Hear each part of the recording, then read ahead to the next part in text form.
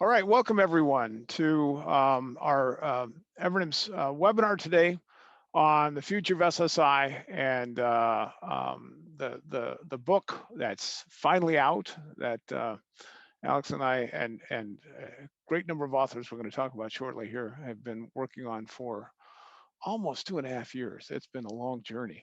So it's a pleasure to have everyone join us today. We're going to spend an hour and we're going to cover a lot of the topics. It's a very broad-ranging subject, and it's going to be very interactive. So we're really glad to have you here. I am Drummond Reed, the Chief Trust Officer at Evernham, where I've been since self-sovereign identity started, and one of the two co-authors. And I want to go ahead and have Alex introduce himself because he's the one who really got all this started, and give a little background about yourself, Alex. Yeah, thank you, Drummond. Yeah, my name is Alex Preukschat, and I had the privilege to work together with Drummond and 53 other people, 52 in working on this book over the last 3 years. Drummond, it all started in 2018. And I'm also together with Drummond, we also started SSI Meetup a couple of years ago, and also the Ibero-American Blockchain Alliance, which is something where I'm pretty active in too.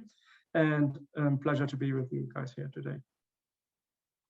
Super. So what we're going to cover here today is we're going to talk about what's in the book. There's a lot there, but we just if you're not familiar with it, we'll give you a sense of what's there. We're going to share some lessons learned from compiling this magnum opus, and then we're going to talk about sort of where SSI is going. And we have 5 predictions to share that you'd really have to read the whole book and really digest it to fully understand these, but that's why we're going to put them out there is to motivate that because SSI as a subject is a lot deeper than it looks. And we're going to be doing Q&A throughout the whole webinar. We invite you at any point to submit questions in the Zoom Q&A. Just feel free to just add them in there as soon as they pop into your head, and put them in there. We're going to, as questions come in, we're going to have a Q&A session at the end after we, get through our dialogue. But if you have something that's, it's really relevant to something that we're talking about, just feel to bring it up, and our webinar wizard, Alex Waltz, can bring it to our attention, and we can move right over that. We'll try and keep an eye on the chat but if you have the best place to do questions, make sure they're on the list so we can get to them, is in the Zoom Q&A. So let's just dive right into it. Take a long sip of water. It's already a long day. It started at 6 a.m. So the book itself is now out in person. I have my copy of it right here. And it's great to finally see it in print. Manning has had it available in what they call the Manning Early Access Program edition for, I think, almost 2 years now, as we've been adding chapters to it. But it's now complete in the print version, which will shortly be out in the ebook version. And then there is a third version called the live book edition.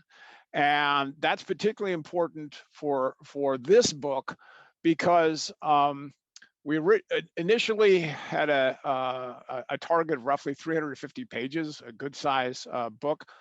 By the time Alex and I, got through with the process we're going to talk to you about of soliciting input from so many authors, we had way more than that. We finally, Manning agreed to go up to 500 pages. It's 496 pages, the print book.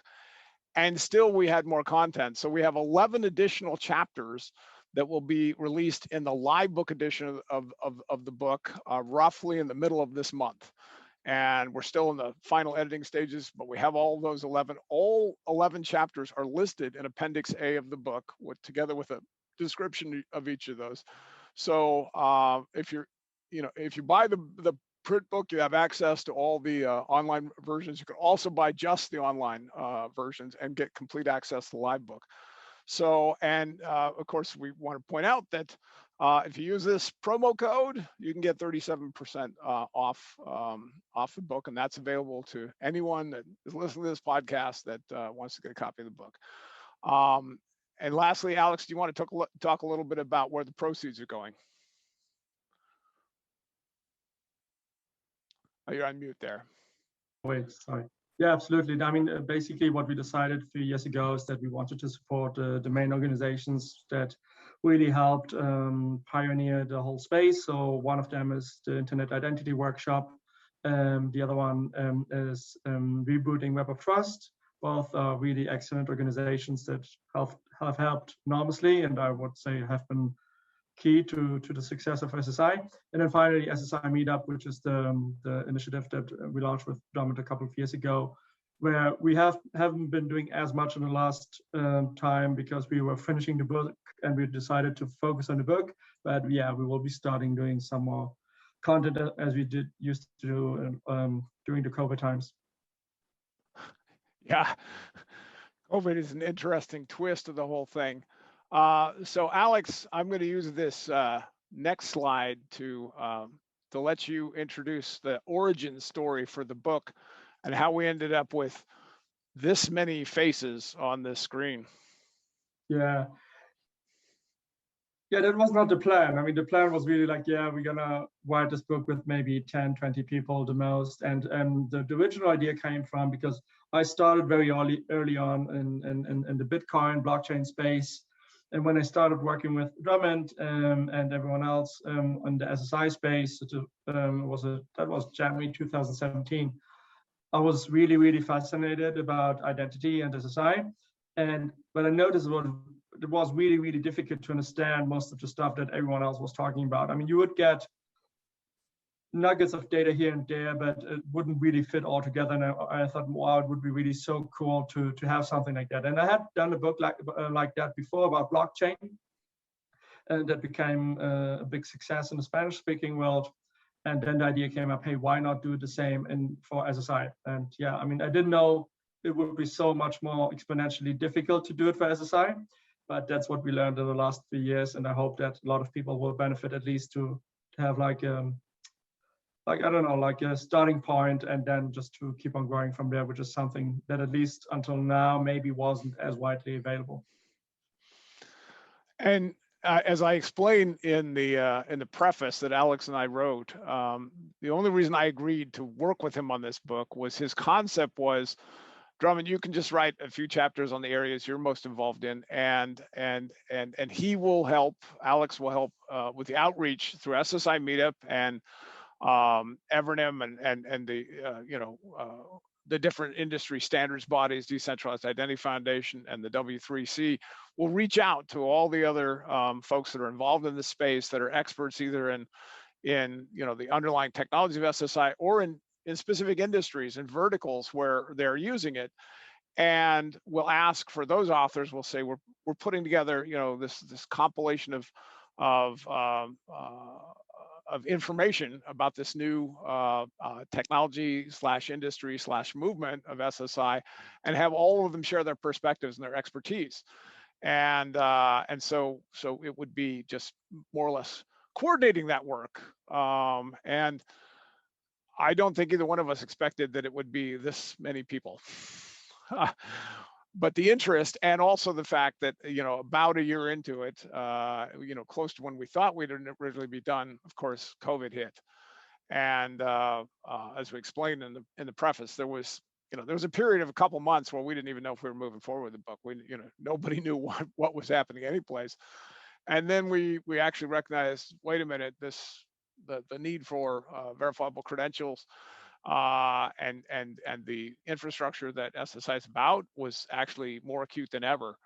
So we did not only restart, but reach back out to that group and had more contributions than ever. And that's why there's so many faces here. And one thing we notice, there's not as much diversity as we like, because our industry still is not as diverse as we like. But we I cannot tell you how broad the expertise across the world and across the industries and verticals represented here. It's stunning. I never realized there would be this many fabulous contributors. So I personally want to thank every one of them for what they've done here. All right, let's just quickly dive in. So the book is in 4 parts. Again, if you haven't seen it yet, and through that URL, you can actually access all of it again online. They have a version the early access program version of it. Part 1 is 4 chapters that introduce, are intended for any audience, no technical background needed. Part 2 was a section that Manning asked for us to beef up on SSI technology, and it went from fairly slim set to a very thick set of I think it's 6 chapters there, and really is sort of state of the art as of the time we're writing the book. Now the field's moving fast, so we'll continue to move on, but those are the first 2. Alex, you want to talk about parts 3 and 4? Yeah, so part 3 is really about as Ronald was explaining. I mean, we really tried to create a book that would give as full of a perspective of what was happening in SSI as possible. So as Drummond said, like part 1 is a general introduction. Part 2 was something that Manning asked for, but we're really grateful that they asked for this, but it's supposed so much more work to create this on the run. And that is like easy, like 30% or more of the book now, I mean, maybe even 40. And then part 3, which is much shorter, but we think that the philosophical underpinnings of SSI, the decentralization movement, the open source, free software movements, and so on, all those different ideas that have driven passionate programmers and technologists and philosophers and psychologists and people around the world to create all these solutions, that's really important. So that's something that at least for me personally, that was really important, because I think if not, in the noise of business opportunities and technology talk, sometimes it might get lost, but I think it's good to go back to the fundamentals. And then part 4 is really just like, okay, and for all those people thinking, how can I use this in my organization? How can I convince my CEO, CTO, anyone in my organization that this is something we should be exploring? That's where we try to address it with some industry examples. And as Drummond said, we have a live book section also where there are more of them. So, and this is infinite. I mean, because basically talking about SSI is like talking about the internet, and that means, yeah, it's all over the place. So it's like you will never have enough of those use cases. So we just try to show some examples of what is possible. Exactly, and part 4, when we put out the call for industry specific, example, how will SSI change your business, your market vertical? We had initial response. We thought, okay, this is good. We'll have a nice robust section, and I think we have 6. It's either 6 or 7 chapters in there.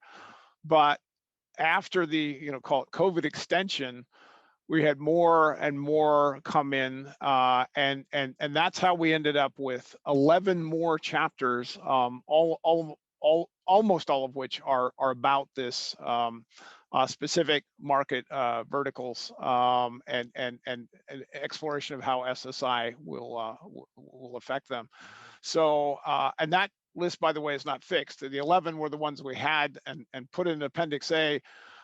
We have the opportunity to continue to add more live book chapters, if possibly even listeners on this webinar are saying, I want to do a chapter about my space, and so that is one of the exciting things about Manning live books, is they can continue to evolve. So anyway, we again look for those additional 11 chapters coming out in the live book edition about mid-month. So what we'd like to cover next is sort of talk about lessons that we learned during the book, both about writing a book like this and about SSI in general. And this is the first one. We've already talked about it. There's a lot to coordinate. I mean, thanks to Alex. Again, I wouldn't have tackled this project if he had not agreed to take that on. But Alex, this became practically a full-time job for you at some points. Yeah. I mean, as we said, I mean, this exceeded all our expectations. So in terms of complexity and reach, I mean, yeah, I don't know. I've never given birth because I don't have that function, but it kind of felt like something like that. So it has been incredibly complicated. I think 54 authors is maybe one of the reasons, but I think like the SSI space, as we said before, is so dynamic but also so new on many aspects that a lot of these things are sitting in the brains of people like Drummond and other people, but no one has forced them to have to put it on paper in an understandable way for everyone. And this is kind of what we did in this book with many of these people, where we kind of forced them to, okay, please, this will go out to the world now. Let's try to get something out that is as understandable as possible so that it can really reach a wide audience. Yeah, and I do want to emphasize that point. It is really it covers the whole breadth. We'll get into that shortly, and therefore it really has a very wide audience. Don't think it is not just a book on technology. It certainly covers that. But it's a book on business and social impact as much as that, which is why, again, this breadth of authors contributing. So even though it was hard, it was a lot more work than we expected. I think we're super happy with the result. So this is another theme. SSI, it's Alex made the analogy. It's like the internet, right? And we make very strong cases as to, in fact, SSI is, to think about it narrowly is to miss the much larger picture that is coming about how it will affect, it's an infrastructural solution and utility for so many things on that. And so there were areas of it where a single chapter could clearly become an entire book on its own. And that just, it meant that we were constantly having to say, how do we just capture enough to go alongside the other chapters here to not overwhelm everyone? Yeah, that's just, anything else you want to say about that one, Alex? No, that really covers it, yeah. We just made this point too, and I want to emphasize this. You have to have the technology, but just as folks know that, I'm very active in the Trust Over IP Foundation, where we say, hey, there's a technical stack and there's a governance stack. That governance stack is every bit, if not more important than the technology stack. And that's just the governance component. When you get into the whole business of SSI and how it will affect and integrate with business processes. And then, Alex, there's the whole dimension of the book. Like I said, one of the 4 whole areas is basically about social impact and called the philosophy of SSI. Yeah, absolutely. And I think this is a very important point. I mean, because to a certain extent, I mean, the SSI community space has been receiving some criticism because, I mean, as you mentioned before, because of its lack of diversity sometimes, but that's something that I think is happening in general in the technology space maybe. And from my point of view, in the SSI space, I've seen more diversity than other industries that I've been in the technology space. So in that sense, I think it's pretty good. Yes, it can improve, but it's pretty good. But I think the main thing is just like differently to other technologies, identity is incredibly powerful. And that makes it incredibly dangerous too, because the impact it has is much, much bigger. So if we think today that social media, the internet, or whatever other things we want to talk about had some negative impacts in the last couple of years, well, this is like that on steroids, depending on how you implement that. So, and that's another reason why we wrote this book, because we think it's important to get as many people involved in that process as possible to understand what this means and the extent it has, because if not, identity on the surface just sounds like, oh, what is that? It's my name, my nationality, my passport, or whatever you want to call it. But yeah, I mean, depending on how you want to define it, it's really everything you do. Everything you do is your identity, and then it can even have many more interesting spins to it. So, and sometimes when you only have technologists may be implementing their vision on what they believe the world should be, which is in most cases a very positive and purposeful vision. Well, it's not that clear if that necessarily will turn out that way, and once it reaches mainstream or the real world. So because other people might be able to use that in different ways. So yeah, we try to cover that in the book too, and some people have been really vocal about this, and I think that's a real purpose. Another real purpose of the book is trying to get the dialogue going and get more people involved in that dialogue, because it's critical, really, I would say, for mankind in a way, depending on how you implement these technologies. It's extremely important. And so we talk about being more than technology, and it's about more than identity. Identity is the very core. I mean, it is the I in SSI. But we do explain pretty much right up front. SSI is what I think our first paragraph says. It's a new identity model. It's a model for how to do identity, but it turns out that architectural model is a much broader than identity. I like to emphasize it's actually a way to do digital trust and digital relationship management, and that gets progressively broader too. I can't emphasize how much Alex, this point about the dangers, right? It's identity technology done wrong is much more dangerous than other technologies done wrong. I've been very involved in an effort called the Good Health Pass Collaborative. There's going to be a public interoperability blueprint will be published next Monday by the Good Health Pass Collaborative and the working group of the Trust OIP Foundation. And it's all about, an identity issue that we're reading about in the newspapers and on the nightly news, every couple of nights right now, quote, vaccine passports, which is not a term I recommend. And the difference between a badly done vaccine passport and the kinds of social inequities and privacy issues it could raise, and a well done good health pass that would actually help us reopen global travel and the economy, and do it in an equitably and fair way, regardless of whether you have a smartphone or not, or whether you choose to be vaccinated or not. There's a huge difference there. Doing it wrong, you get dystopia, and doing it right, well, you don't necessarily get utopia, but you get something much better. So hopefully we're providing the foundation and the direction for folks to, take SSI in the right direction. We have one more, which is it's almost like a caveat, Alex, that we knew that this field is growing so fast that we could write a book that sort of said, here's the foundational elements, but we tried to keep in mind that this is evolving very quickly. My sense, Alex, it was a little bit like writing about a book about the World Wide Web in 1998. Right?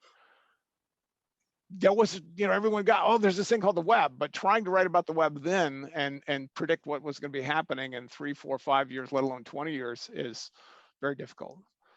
So I'll tell one brief story. We had chapters drafted at the outset. Again, we intended for it to take about a year.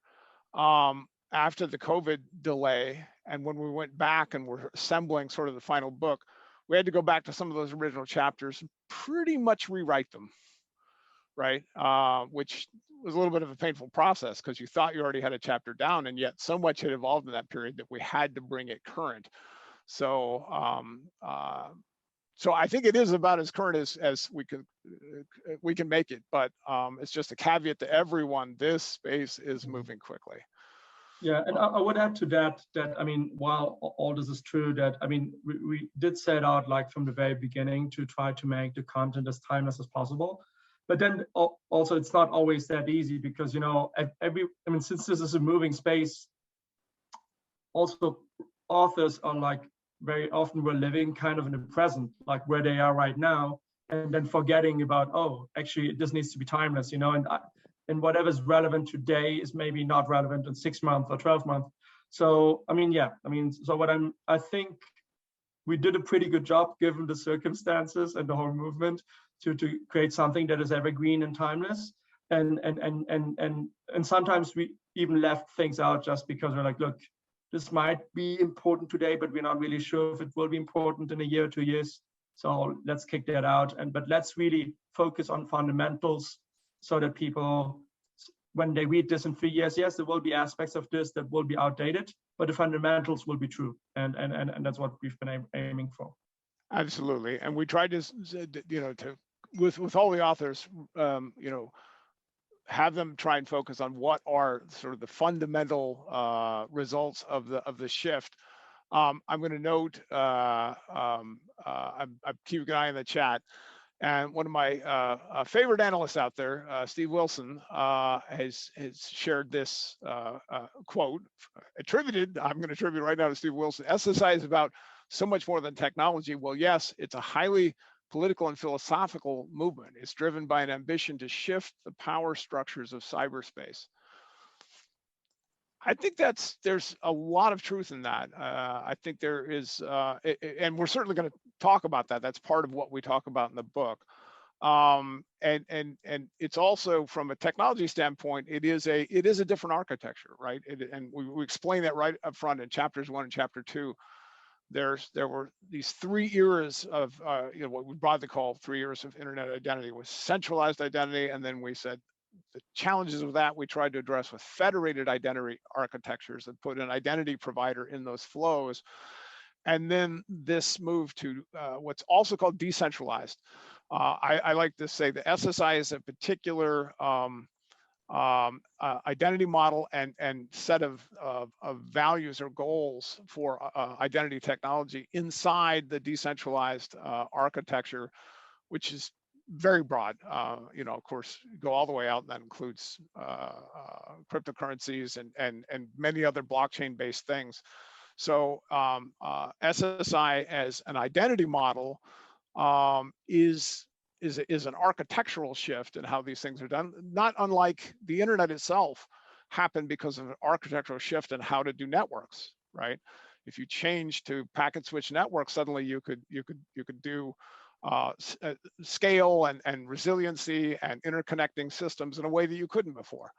And so I think that is true, but when coupled with the values that SSI represents, then you get what Steve Wilson said. So that's I think a good a segue to talking about where's it all going. And this is where it gets fun, because Alex and I are going to toss out, based on writing this book, sort of where is this going in some ways that might not be intuitive, how this is coming up. So the first thing I want to, and this is a very I've always loved Amara's law as an aphorism, and because I think it's been true about a number of technologies. The internet is a good example. The web is a good example. That we tend to overestimate the effect in the short term and underestimate in the long term. And we just said SSI is more than just a technology, so I think this is even more true. And I think it's profoundly true in the case of what we're doing. So keep that in mind as we go through these predictions. So the first one is something that I'm going to again nod to Stephen Wilson, because he was one of the first, in the industry. He's one of the original, I call it original architects of PKI, public key infrastructure systems, all about how we do key management, at large scales, who said, hey, SSI is all going to come down to, can we actually solve the key management problem in a decentralized way, right? With digital wallets that are on our phones and our tablets and our devices, and that individuals are managing those keys. And as a co-author of the DID decentralized identifier specification at W3C, which I'm happy to say is just about to go into what's called PR stage, proposed recommendation stage, so it can be finalized in the next, I think, 4 months. It really is all about the keys. We talk about SSI giving you control of your identity, control of your personal information, control of your relationships. all of that control ultimately comes down to the control of those the cryptographic keys, the private keys, and DIDs is a atomic level technology to enable you to do that, to take what has been very difficult and finally now try and make it much more accessible and much more implementable for individuals, but as well as for corporations and enterprises and the IoT for all the things that need them. So I hear, when people talk to me about SSI today, first thing I go to is, what are you doing about key management, and how serious are you about it? Whether it's in a mobile app or a digital wallet or an enterprise application or an IoT infrastructure. So Alex, anything you want to add about keys and key management? Yeah, no, I fully agree. And I think, like, I mean, the people really showing us the way in that complexity is because I think that's where you see most of the, let's say, real world implementations of this stuff. I think it applies to keys, but also to architecture in general. And decentralization as a concept is awesome, but yeah, just like achieving those decentralization ambitions are usually pretty complex. And I think we see a lot of that experimentation in the crypto space, and how challenging that is, like from what technologists want to do and then what is really possible. So yeah, and I think a lot of the interesting things will be coming from that space, because that's where a lot of money is being moving around, and a lot will be learned in that area. Yeah, I'm gonna save one thought there for our final prediction when we talk about identity and money, or say money. Okay, so key management. Now, what I think a lot of folks don't, this is one of these great examples of we won't realize this until suddenly it's there and it's working and we're going, wait a minute, this is completely different. We think about, SSI is, an identity technology for authentication, authorization, and, proving who we are. We don't really, or I never thought about it as a relationship management technology, right? And something that fundamentally is actually going to get down to the level of our address books. And when I talk about address books, I am talking about, exactly what I'm using every day, all the time on this device, right? To make calls, to exchange text, to do all of that. What we explain in the book, and I think in some detail, so if you really want to understand how it works, it's all there, that those DIDs, decentralized identifiers, which represent those key pairs you control in that wallet, they are communications channels. Every one of them is either it can be a public, or in most cases it's a private, it's a pairwise channel with another person, with an organization, with the things you have out there. I love the fact that when we did early work for the Department of Homeland Security, one of the things they wanted us to show was unlocking your car with your phone. Well, that's going to start to be, commonplace here as we go forward. And that, of course, that's just a relationship, DID to DID. So how our address books are going to evolve is people don't normally think about that as part of identity management, but I think it's going to be communications management. Alex, any other thoughts about that? No further thoughts. I think the communication aspect is fundamental, and yeah, I learned that with you. Yeah, which takes us into the next one, and on my own part, some folks that know my personal career arc, this is where I was coming from when I got into this space and got deeper and deeper down the identity rabbit hole. It really was, I was coming from secure messaging and wide area data sharing, and just trying to solve that problem, and then realizing, well, we can't solve the security issues, we can't solve the privacy issues, what now are the data protection issues, without solving the identity architecture problem. But the fact that what has emerged from this new architectural model is it's embodied specifically in the DIDComm protocol. That's DIDComm. And that work is a working group now. I think it's good 18 months into it at the Decentralized Identity Foundation. What you've got in DIDComm is a DID-based point-to-point secure messaging protocol that will work anywhere, right? It is literally patterned after the same peer-to-peer interactions as the data packet layer of the internet, right? A TCP/IP. It's just saying, hey, if we can bring that up to DID to DID, any two DIDs anywhere, right? At the edge, in the cloud, back and forth, using what they call mediators to route messages. It's not an unfamiliar architecture. It just builds in the decentralized and cryptographically verifiable secure messaging everywhere, right? This, I think, really, it's going to take a while, right, for it to get fully. I just had a long conversation with Sam Curran, who heads up the coordinates the DID working group at DIF about. It's been, I think, a year now working on DIDComm v2, or over a year, and they thought it was going to be maybe 6-8 months. I said, Sam, how soon is it getting out? Well, we're close, but this is really important to get these last things right, because once it's out there, it's really gonna, I think it's gonna really start growing. And I think it will, I mean, the thing I'm looking forward to is I right now use 6 different chat and messaging apps in addition to email in my daily communications, right? I would love to, get that so I could consolidate that and not have to manage that.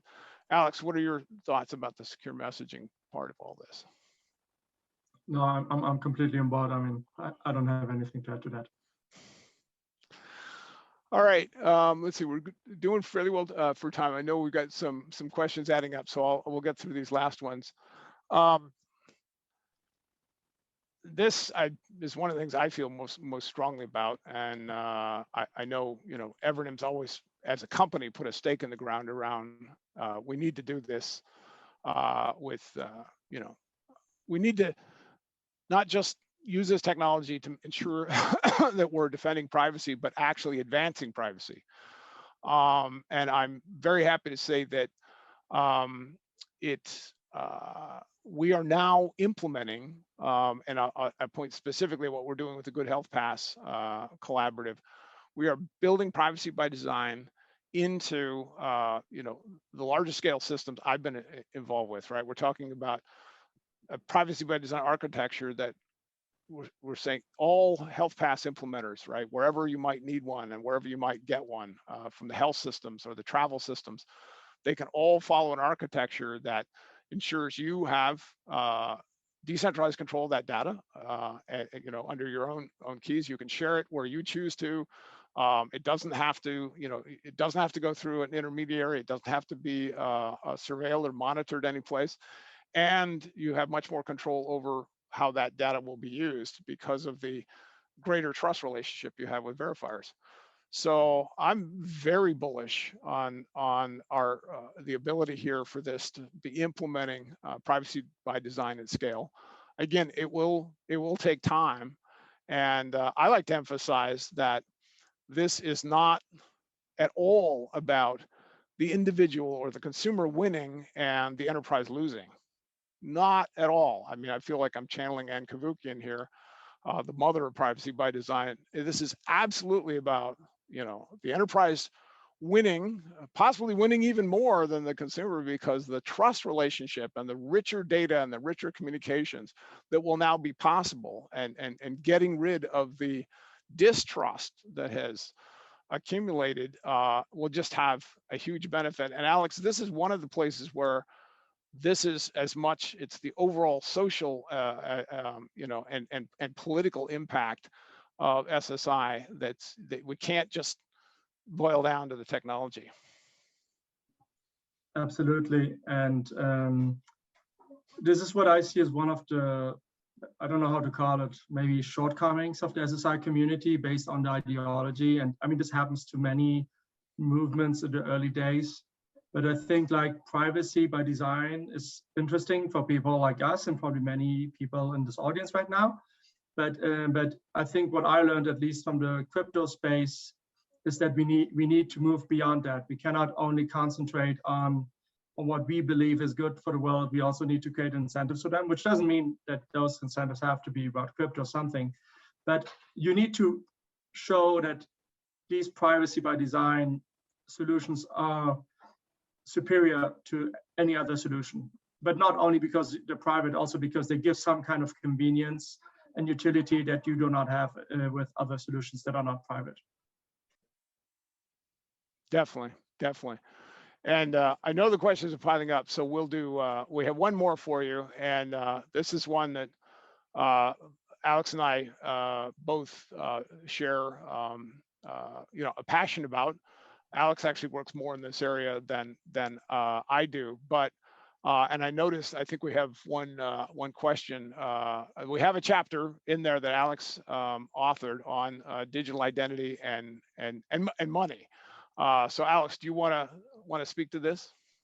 Yeah, I can be really brief. From my point of view, if we go back in time, and this is what we explained in that chapter now about how money is just a social institution and a social tool that makes social transactions possible, and how that's a ledger that is distributed across the different people of a tribe, which you can call a nation or whatever you want.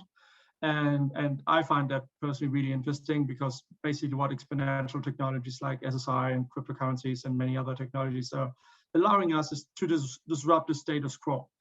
I think like the belief that disrupting the status quo, we don't know where it will lead us, if it will be better than what we know today, or might be better in some parts of the world, it might be worse. But it's a huge area, because, and that's something I think where SSI and the whole concept of digital money is just as all parts becomes part of the same thing. And as Darrell O'Donnell wrote in this chapter about wallets, it's a natural place where identities, identity management and financial management all comes together. Yes, I very frequently hold this up and say, do I use this for identity or do I use it for money? Right? It doesn't make sense if it does come down to keys, and keys are how you're going to control your relationships and your security and your privacy. Well, are you not going to use those same keys and that wallet functionality to exchange digital currency of any kind, right? And of course, then there's looking at it the other way around, which I know folks in the industry are working on, which is if you have cryptocurrencies and digital value exchange, what is the identity component you need to do that safely with regulatory compliance that the monetary authorities require around the world. They just intersect right there, and that is the intersection. And it may be, Alex, that in the end, this is the biggest driver of both adoption and utility. I don't know. What I can absolutely say is what I've seen and the incoming inquiries and questions is that cryptocurrencies have got governments and frankly COVID also helped now really taking digital currency seriously, and central bank digital currency CBDC is happening, right? It's absolutely happening, and they're already folks like the Federal Reserve in the US are asking for information about SSI digital wallets because they see this, how these things fit together. So this, in some ways, Alex, this feels like the safest of all 5 predictions. It's like, it's going to happen. Just don't tell us exactly how, or we can't tell you exactly how. All right, we have technically 11 minutes left. I think we can go a little bit long, but we should pile in these questions because they're coming in hot and heavy. Thank you to our webinar wizard, Alex Waltz, for helping compile these. I'm going to start with one of the first ones. It was asked in 2018, Salesforce's identity and access management lead said that in order for SSI to have a real chance of widespread adoption, both the individual and the organization would need to get value out of the system and feel like they got a fair deal. And so the question is, how can we as an industry prevent bad organizational actors that could diminish consumer trust and slow adoption.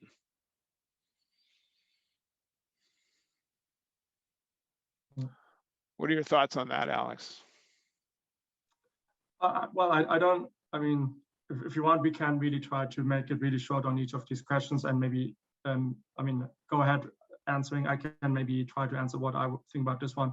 I don't think you can avoid it. And I think like it's very early days where, I mean, if you want to take bad actors, you can go all the way to the nation state and say, well, you know what? You will have a nation state creating your very distributed across nation state servers identity system to control what everyone else is doing in an Orwellian way. So yeah, I mean, it's really impossible. It really goes, and that's what someone said in the chat before, that this is all about ideology and the political system. Well, and yes, it's true. And as part of a change of a political system, you don't necessarily always need, from my point of view, the violent revolution, but everything is a revolution in itself. I mean, if you take the media industry, well, they never wanted to lose the power they lost against the Googles and Facebooks, but they lost it. And that's economic war in a way. So, and the same is happening here. Some people will lose power, some people will try to gain power, and that's a constant game of humanity that's ongoing all the time, and technology is accelerating that in one direction or the other. Yeah, that's a great point. I am actually going to give a very short answer to that question, and it's almost an advertisement. And that is the single most effective tool for, I think, preventing or doing as much as we can to prevent the bad organizational actors is also one of the tools that I think is most effectively going to help us restore and enhance privacy, and it's called governance frameworks. And they're also, in the identity industry and in PKI, they're called trust frameworks. I like to explain the term governance framework is actually a superset. It's a trust framework plus. It's everything you need to govern the interoperable digital trust infrastructure using this model. And the reason I want to point to them is because they change the game as far as how privacy applies to technology. I don't have to preach or hopefully educate anyone as to how ineffective privacy policies have been at actually helping us maintain or enhance privacy on the internet. They've been singularly ineffective. But governance frameworks, to which companies, organizations, industries, even nations are signing up behind, and that have real teeth, can change how we approach the application of policy to technology. And I look no further than what we're trying to do with Good Health Pass and the different uses of the first verifiable, some of the first verifiable credentials in the wild for sensitive personal health data. So I think we have a tremendously powerful new tool. Again, the backing for that is the cryptographic infrastructure for really proving that you signed something or that you asked for something. There's a whole branch of SSI known as Verify the Verifier to actually sort of reverse the asymmetries of power between the individual and a large enterprise or whoever is in a position to ask for a lot of data. Well, under a governance framework, that can actually be literally illegal. And the liability, just like an enterprise has liability for data breaches and collecting data outside of what it's after, it can actually start to be against their best interest to ask for information they don't need. So I'll stop there. We could go much deeper on that, but if you're interested in that topic, come to the Trust RIP Foundation and the Governance Stack Working Group there. We have a lot of, we would love to engage with you on that. Okay, I'm going to just grab the next one. Yeah, okay. Just for folks, time planning, we'll agree. We're going to go another 10 minutes. So if you have to drop off the hour, that's fully understood. But if time planning, let's just agree we'll go another 10 minutes, and we'll pick off as many of these really excellent questions. Steve Wilson asked another really good one. How has SSI changed or evolve from its beginnings. And a couple things come to mind, but Alex, I'm going to shoot that to you first, since you've been involved from the outset. I think you should take that one, because you've been there before it started and you're still here, so you're a much better reference. So again, I'm gonna point out one thing that is, it sort of has remained a somewhat persistent myth about SSI. So I'm still finding myself out there correcting folks. But the one biggest change was, I mean, SSI, a lot of, you know, it was absolutely inspired by blockchain technology, right? And the decentralized nature of blockchain's distributed ledgers is how we are doing the decentralized key management, that we call it DPKI, decentralized PKI. That is fundamental now to how verifiable credentials issued by one issuer in one country or one industry could be verified by another, by a verifier in another country or another industry, another context, without even having to know about the same certificate authority or any of that, right? They're literally reading public keys off a blockchain and verifying that is the authorized issuer of a credential. The myth is that personal data and credentials and your identity is going on a blockchain, okay? And I say myth because that is how it was originally being implemented. And even Evernomen, our very earliest implementations, we said, well, it's all going to be encrypted, of course, but let's put that encrypted information on the blockchain because it's immutable and you can prove, yeah, that's really. And then we gradually, as an industry, or even suddenly realized, wait a minute, that's a bad idea. And it's a bad idea because encryption has a limited lifetime, and therefore it will eventually, if it's written to a mutable blockchain, it will eventually, you know, be cracked.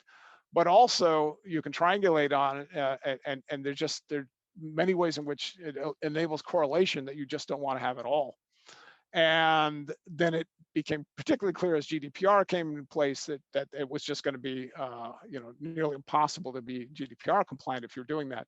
So one fundamental shift was away from using a blockchain for anything other than just a decentralized key management, the cryptography needed by issuers and verifiers to verify all of the exchange of verifiable credentials in the architectures that we talk about and we explain in the book take place offline, off chain, privately, and we strongly recommend the architecture of peer-to-peer DIDs and exchanges, whether individually, pairwise, or in groups. And so that is, I think, a fundamental shift. The other thing that I think shifted to Steve's question was to move into real standards for the exchange of the verifiable credentials and the DIDs and the key management that will be associated with that. And I think the last thing I'll put there is there's also much more recognition around the needs of whole digital trust ecosystems. We were focused largely on individuals and the relationship with organizations, but we're seeing that SSI actually solves problems of digital trust for larger ecosystems, like the Good Health Pass ecosystem. And next Monday, when those interoperability recommendations are proposed, you'll see a governance framework and a trust registry architecture, all for a worldwide interoperable ecosystem. And that focus, I think, is very different from the early days of SSI. Okay, I wonder how many, we'll see how many more of these questions we can get to. Oh, here's a good one. What do we think the next big use case space is after the current round of health and travel domains? Mark Packham asked that. Okay, I'm gonna launch that one at you, Alex. What do you think the next big use case is going to be after the current focus on health and travel? I'll leave it to you too. I mean, I don't have a strong opinion. So I was just in a conversation about this yesterday with a company based in Singapore, newer but very rapidly emerging in the space, called Affinity, and we were on a call together to talk about the health and travel space and Good Health Pass. But they then volunteered. I asked them, I said, so where are you going with SSI next? And their answer was financial inclusion. That it's not. I mean, fintech, of course, is growing. There's been very early use, and the most actual production verifiable credentials that I know are out there have been issued by the credit union industry, primarily in the U.S. It's now called Bonify, it was initially CU Ledger, and the credential is called a member pass. It's also the first trust registry that's out there for an industry like that. So the need for identity management and financial services is very well established, but where it seems like the hot spot is, and this is where Kiva has developed the Kiva protocol, which is now being implemented in multiple countries. It's about how can we take this technology and use it for financial inclusion and to provide much easier access to the financial system and value exchange than is currently available through existing, financial infrastructures. Move it to digital, decentralize it.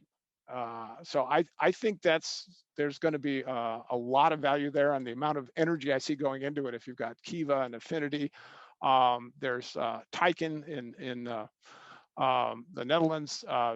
There's a lot of emphasis that are going into that. So that's answered there. Okay. Let's see, we have just a couple minutes left. I see two more really ripe questions in here, and I apologize to anyone whose questions we don't get to. We'll try and follow up as fast as we can on any others. There's a question, are we on the verge of a shift to a commercial SSI, in quotes, a four-part diamond model where the governance authority is a key and necessary stakeholder to move deployments to practical volume and use? And how important is this? That's my answer is huge exclamation point. Yes, we talk about the trust triangle all the time: issuers, holders, verifiers, and verifiable credentials. I've actually come to believe exactly what this question is suggesting, that the digital trust ecosystems that need that solution, they all will turn around and have governing authorities. That's what we call the trust diamond when you add that, with governance frameworks that will actually provide the policy that everyone needs to follow. They will allow the scalability because they can run what we call trust registries to so you can determine what are the authorized issuers, and when necessary, what are the authorized verifiers? So you can verify the verifier and ensure that that data is being shared safely, and that you're warning the holder of a credential, this verifier is authorized to ask for it, like a health pass. But these verifiers are not. You should not. It's dangerous to share it outside of authorized verifiers. So that's what governance frameworks, governance authorities can do, and why I'm a big supporter of the diamond, not just the trust triangle. Okay, maybe we should finish, Alex, on this last question. This is a really, really good one. What is the biggest obstacle that needs to be overcome to make SSI technology ubiquitous? And I'm going to insert, remember we said SSI is not just technology. So to make, I would say, the SSI identity model ubiquitous. All right, Alex, what's your answer to that one? What's the single biggest obstacle? I think what we can learn from the cryptocurrency space is that greed is good. And if we can get the mass of humans around the world to be greedy about the things we care about privacy and creating a better world, which might be our view of what needs to be done, we need to create those incentives. Just having that wish is not enough. And I think the cryptocurrency space has shown that in a big way, how you can become really successful and big and have the resources to do that. I think there's an incredible group of very clever and passionate and purposeful people in the SSI space, but I think we need to inject it also with more resources. And I think getting beyond the core ideas and helping creating that greed around SSI in the way that Satoshi Nakamoto designed Bitcoin too, creating some of those things would be really helpful. Yep, this is it's a really, we talk in the book about, we actually in chapter 1 we talk about I think there were 3 key obstacles we talked about, and key management by the way was the first on that list. I think that is, it's a combination of a technology problem and a usability problem, and I believe the number of digital wallet projects and the focus in that area will overcome that. I know there are others in the industry that are still skeptical about that. I actually think the single biggest obstacle is to get the first significant credentials issued out there that verifiers are saying, I will rely on that for a serious, business or decision. And I look no further than the whole focus on, health passes and travel passes. One of the biggest issues, right? One of the things we're struggling with as a world today is how do we reopen safely and equitably.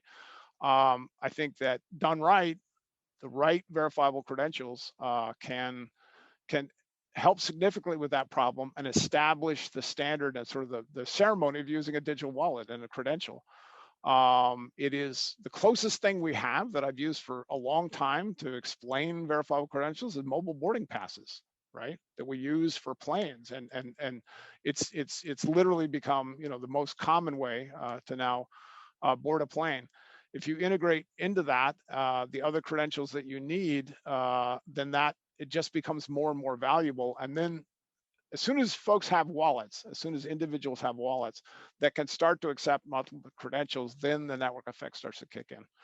So I think as soon as we get over that initial barrier, I call it, well, I used to call it the killer credential. That's not a good term around COVID credentials, but that's where I think, the adoption of wallets is similar to the adoption of browsers, and every issuer is like another website. So as that network effect kicks in, that's where I think we'll really start to break out. With that, we are now over the extra 5-minute time that we said. So I think I just knew, as like every webinar, we have way more questions than we can answer. So we'll try and follow up. We have been compiling all your questions, so we'll try and follow up, with a blog post or getting back an FAQ. And then of course, Alex, you want to say a little word about SSI meetups that you see forthcoming? Yeah, I mean, we will do some. We will start very soon. I don't know exactly when, but as soon as we have finished the work with the book, because we're still doing things for the book. We will start SSI meetups again, and we will be inviting the authors, of course, as many other people from the whole industry. So, and there we also have these Q&A sessions, and yeah, you're all very welcome to sign up. Just go to ssimeetup.org and you can sign up to the newsletter, and that's how it's usually the quickest, or on Twitter, or the Telegram group that you have also for SSI Meetup. Very good. We thank all of you for coming. We apologize for not being able to get to all of the questions. Again, it's a very broad book about a very broad topic, and so we expected that.